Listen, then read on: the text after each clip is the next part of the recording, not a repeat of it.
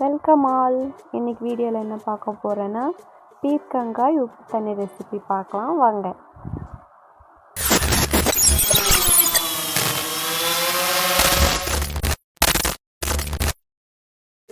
Subscribe பண்ணிட்டீங்களா? வாங்க வீடியோக்குள்ளே போகலாம். ஃபர்ஸ்ட் ஒரு கப் அவரைப்பருப்பை வாஷ் பண்ணி 2 கப் வாட்டர் ஊற்றி பாயில் பண்ண வச்சுக்கோங்க.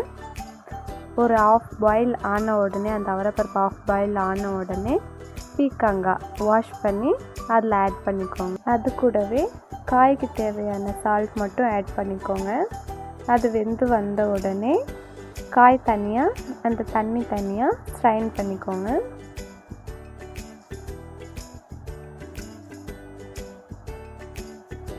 கரண்டியில் லைட்டாக இப்படி அழுத்தி விட்டிங்கன்னா அதில் இருக்கிற எக்ஸஸ் தண்ணியும் கீழே ஸ்ட்ரைன் ஆகிடும்.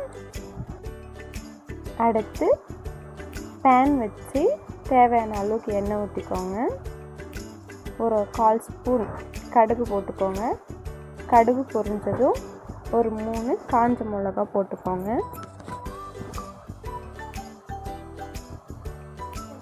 கருவேப்பிலை ஒரு கொத்து போட்டுக்கோங்க. ஒரு 4 பல்லு பூண்டு நசுக்கி சேர்த்துக்கோங்க. இதெல்லாம் பூண்டு கொஞ்சம் ரெட்டான உடனே சின்ன வெங்காயம் ஒரு 10 சின்னதாக கட் பண்ணி சேர்த்துக்கோங்க.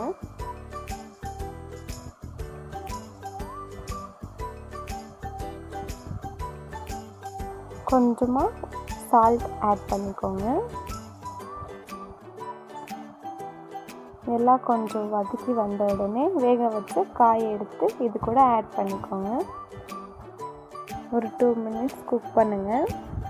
லாஸ்ட்டாக கொத்தமல்லி தூவி இறக்கி வச்சுருங்க.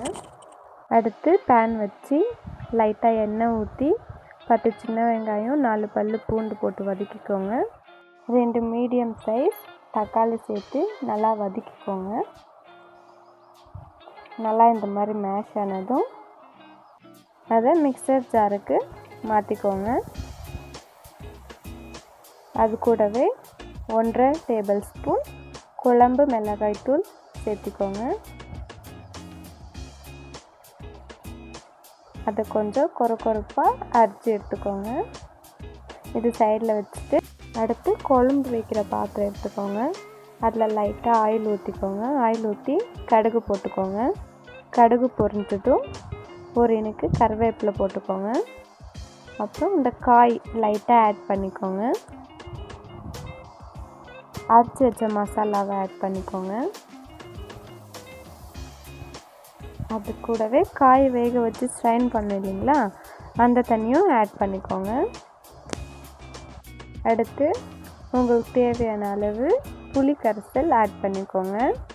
ஆல்ரெடி காய் வேக வச்ச தண்ணியில் சால்ட் இருக்கும். அதை பார்த்து உங்களுக்கு தேவையான அளவுக்கு சால்ட் ஆட் பண்ணிக்கோங்க. குழம்பு கொதித்ததும் கொத்தமல்லி தூவி இறக்கிடுங்க.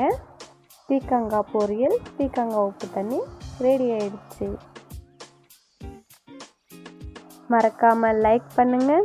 இந்த குழம்பை உங்கள் ஊரில் என்ன சொல்லுவீங்கன்னு கமெண்ட் பண்ணுங்கள். தேங்க்ஸ் ஃபார் வாட்சிங். நெக்ஸ்ட் வீடியோவில் பார்ப்போம்.